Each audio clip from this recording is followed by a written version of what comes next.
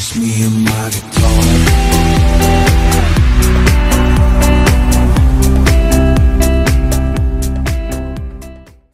Hey, what's happening guys? Mark back in the workshop on Mark's Aquatics. I thought I would give you an update on the bird feeder. Now I've had it out in the garden for about, I think it's maybe a couple of weeks now. They've been using it, but I found they're very, very spooky to go in it. So originally I put this camo tape all the way down, right to the end, covered it over the top there, and did it like that. But I found what they were landing on here, and they were a bit reluctant to go a bit further in because because they couldn't see left or right, and I think their little red flags were going up, and they were a little bit spooky, I think, about maybe a hawk attacking them or something, because they're very, very twitchy little birds anyway. So the finches and all those species of birds, robins and things, so they were a little bit frightened. So what I've done is I've just trimmed around here and I've taken some of this off. So we've still got the waterproof section there, as you can see, and I've also added a tiny little box on the front here just a minute ago, just to encourage them from when they hop to there now to walk along and start feeding from there, and then before you know it, then they'll hop up onto that little bit of rubber there and they'll find out that that is full of them behind it. They've been trying to go for the sides because it's clear and they can see thousands of mealworms there, and they want to feed on those but they can't get to them. So I've taken the other feeder that I had there down. My next door neighbour feeds also, and he just throws it all over the place, so it's not like I'm out in the woods and I've got all the birds to myself coming to the feeder. So they tend to go for the easier stuff, but they have been using it. The robin's been using it quite well. He's a little bit bolder than all the tits, but we'll have a look. We've got a big fat wood pigeon trying to get in there as well. He was quite funny until Lemon scared him off and out the window. But that's what I've done so far, so I'm going to put that back outside. Yeah, we'll do it now. I'll take you back. I'll take you outside. Right, what we'll do is we'll hang this back up on here again. Close that little lid. What I've done is I've just added a couple of screws. I've put one screw there and one screw the other side, so it just stops it going side to side. But now that's a lot clearer now.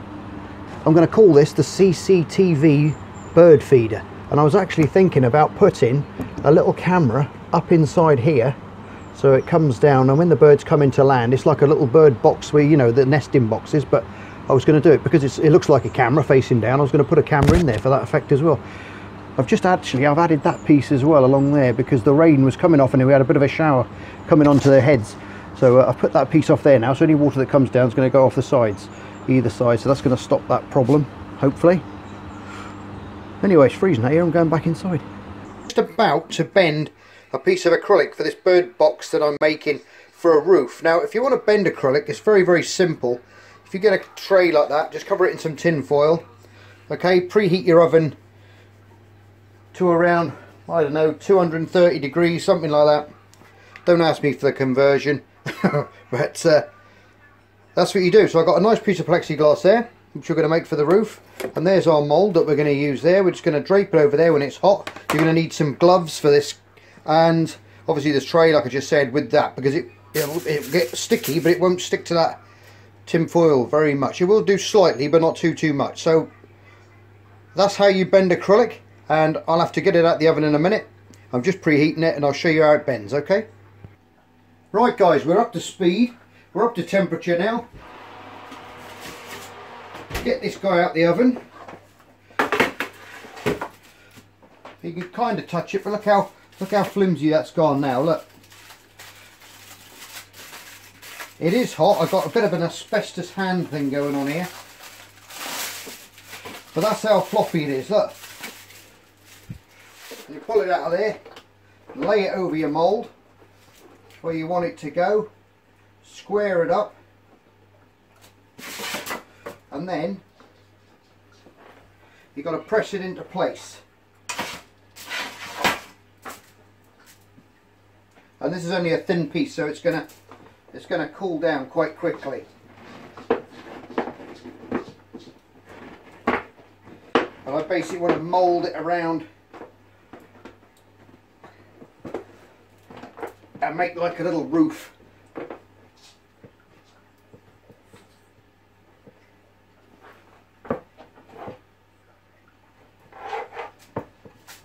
And if you want to calm it down quicker and cool it,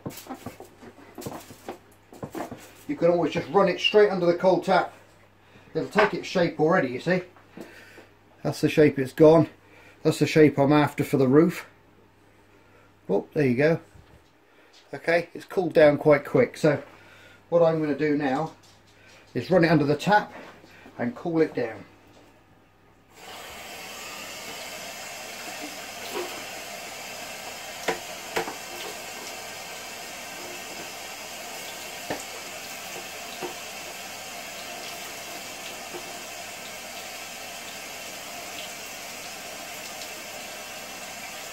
And that will thermoset it then.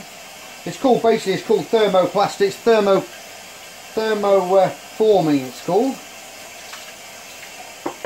And that will go back. Just get some of that off of there. Right, there you go. There's my little roof for the bird box that I've made now. Nice little shape. Absolutely solid again. So there you go, guys. That is how easy it is to thermoform a piece of perspex or acrylic. But it's a hot job, so if you're young and you're new to this channel, don't go sticking any acrylic in the oven without your parents say so, alright, because it is very, very hot and you can burn yourself there very, very easily. Look at that. Just what I was after. It's going to make a nice little roof, that is, for the bird box. There you go. Now then, I built another little bird feeder the other day. I didn't show you the build, but because it's not very aquatic-y. I know you guys don't mind watching other videos that I do, but I thought I just built this up, and it's got a nice little roof over the top. It's like a little bird bus stop. But what I'm going to do is I'm going to camo tape it all up like I've done the other one. We've got a little lid in there now we can just lift up with a little hinge on the back. And that fits down there. The birds land on here, and if you look down inside there, there's an opening, an oval opening like that underneath, so the seeds fall out into that little tray underneath there, if you see. So what they do is they land on there and they can peck away then like that and take all the bird feed away. I'll fill this full of probably mealworms and some sunflower seeds they seem to really like around here, so we'll put some of those in there. It was just a bit of tube that wasn't very clear. Some of it was a bit scratched up, this one, so I thought I'd just make something like that up. Turned out not too bad. See how they like it to the other one. They do use the other one,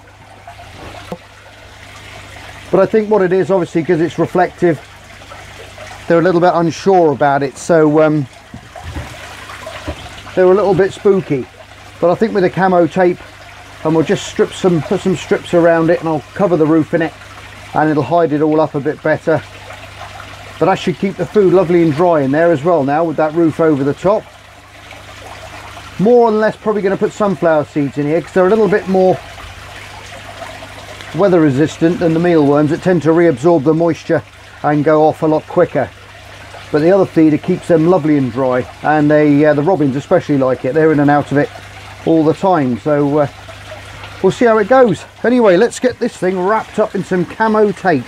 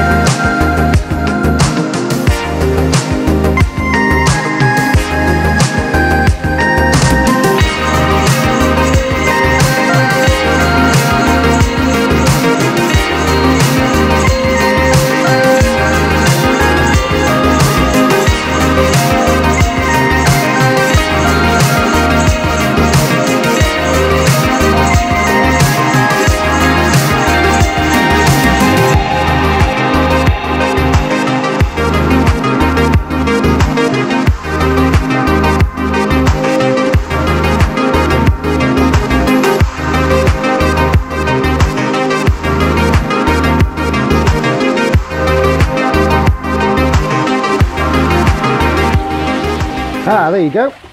Sorted. All done, all covered in the camo tape. We've got our little lid there now. We can fill it up with our seeds, as you saw me doing in the speedy footage. And if you noticed, I put the tape down inside the stick there. That's just to give them a little bit of pecky room to come in first, just to come in there, land on there, see some of the seeds first before they see it. You see, if you can see it in the back there as well, and their little beaks will go down in there and they'll pick that out. And then that roof obviously overlaps the top of there, as you can see, so it's going to drip past. And then we're going to fit it up now. We're going to fit it up on the up on my little archway, and we'll see what the birdies make of it in a couple of days. What have you got? Oh, George, you've killed a mouse. Naughty boy. Well, at least you're eating it, that's one good thing. Cats. I don't know. What are you two doing by my bird feeders? Lemon?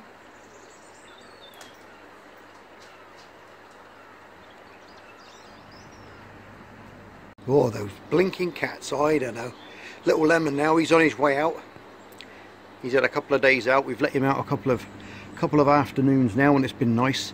And he's getting used to the outdoors, but you know what young cats are like. And as you can see, George he's 10 years old now, and he's still leaping on those mice like you wouldn't believe it. But anyway, we've hung it up now. It's all done. Put a couple of fat balls on there as well, and their old ceramic bird feeder as well, which I've hung up with a few little sunflower seeds in, because the nuthatches like coming down for those. Anyway guys, there's a little update on that. Hope you enjoyed it. I say we don't get millions of birds here, because my next door neighbour actually feeds really heavily next door, and he's got a very woody garden, and he hangs them all up in the trees, and they've got a lot more cover next door, and they tend to stay around that way a little bit more. But when it's cold, they do come here when they can run the gauntlet past the cats, and they do feed quite well on these now and again.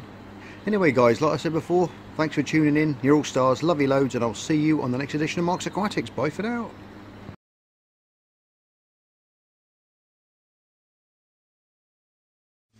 Just me and my guitar.